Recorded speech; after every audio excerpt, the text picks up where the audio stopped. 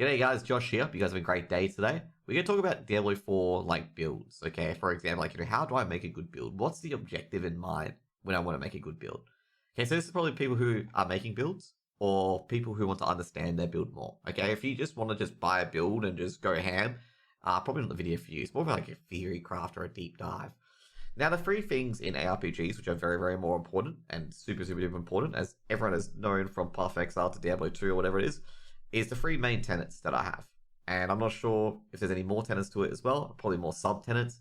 But the three main tenets is one, do I have enough damage? Okay? Now, this is a main tenet that people get stuck on quite a bit, is because sometimes they have too much damage and not enough speed. Okay? So, enough damage to kill the mobs, and enough damage to clear the map. Okay? That's another thing as well. So, damage to kill the mob is generally against boss mobs. Do you have enough damage to kill that boss mob as quickly as this boss mob, okay? Before you die or if you exhaust everything.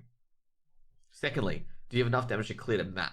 So do you have enough AoE damage that you can clear the map? Just clear the map in general, okay? And those are the two things that you need for the damage thing. Is can you clear the map? Now, three, of course, when you get to Nightmare Dungeons, do you have enough to clear the map under the worst possible affix as possible? Like, say, for example, if you're a crit damage build, crit resistant. If you're overpower damage build, overpower resistant. And if you're a vulnerable damage build, then nothing. Do you have enough damage to clear it? Now the next tenet is the speed, okay? Now the speed is how fast can you clear the map? How fast can you kill mobs? How fast do you move? Okay, that's another one as well. Movement speed is actually very, very important, okay? And how quick do you pick up all the loot after your movement speed as well? Okay, is it just short bursts here and there? Or do you move like a Ferrari, a Lamborghini? Now, the reason why speed is very, very important is because a lot of these buffs and, people's times is limited, and time is a factor that we, every second that I talk, time passes basically. You want to make it as efficient as possible. You want to make your dude be able to speed through a dungeon in about 5 minutes rather than 7. Now, someone's going to be like, oh, this is sounding like speed running. It kind of is, because the efficiency of it is that you want to generate as much loot as you can. So by speed clearing the instance, you generate the highest possible loot that you can. Okay, from my previous video, you know how I said you want to cast a wide net? This speed part leads into it very, very heavily.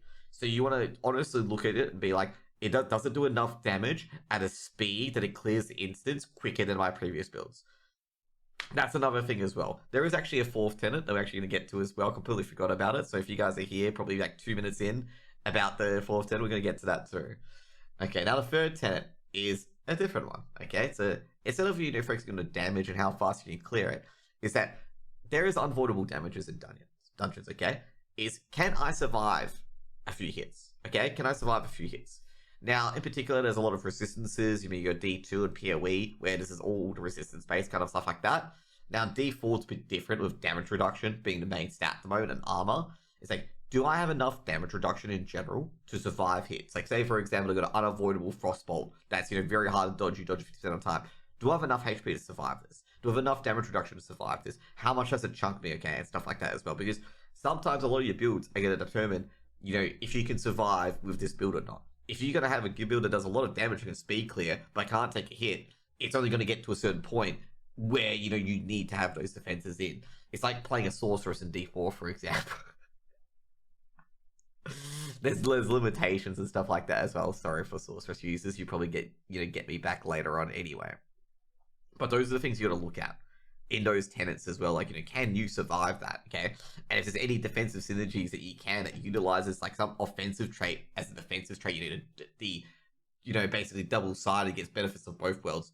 Utilize it. For example, give one example. The dire werebear into dire werewolf. Okay, that grizzly rage talent turns into werewolf, and you get a sub talent that adds fortified to werewolf. That is huge, absolutely huge. It generates 10% fortify every second, which means you get the 10% damage reduction on top. And looking at your armor pieces as well, helm, legs, and boots get some sort of armor for werewolf or damage reduction, stuff like that, and utilizing all those synergies to make sure that your werewolf can survive and stuff like that as well. You can also apply that to doing damage and doing speed as well. Movement speed can only be on amulets and boots in Diablo 4. I need to make sure they're on those pieces, for example. And another one is for offensive for the damage, I need plus it ranks to my spells to do more damage, so I need +4 tornado, for example, if I'm playing Werewolf Storm, Werewolf Tornado build on my gloves and stuff like that. Just be aware of that with both offensive and defensive synergies as well, is that make sure you got the aspect that's appropriate for the offense, and the aspect appropriate for the defense, and knowing which stats can be on which pieces of gear, and optimizing it to the best that you can. Last one is going to be the force synergy, is that make sure you have the aspects or legendary items or other abilities that synergize well with your build.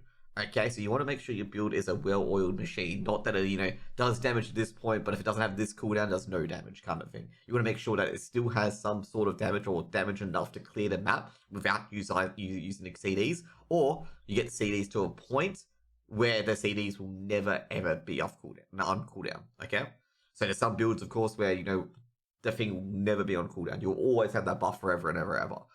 And there's other builds where you can only operate if you have cooldowns, okay? So say, for example, 30-second build, for example. That hits your efficiency hard, but that's where you need to synergize between all those three tenets, between the offensive, defensive, and the speed, okay? So it's very, very important to have those synergies. Now, we're not going to, this is more of a theory crafting kind of thing. We're not going to go into a full-blown example, but I will go into a full-blown example, probably put this as a part of series as well, or where we just go analyze and go through it as well, where you can see the offensive synergies, where you can see the defensive synergies, you can see the utility synergies and the speed synergies as well.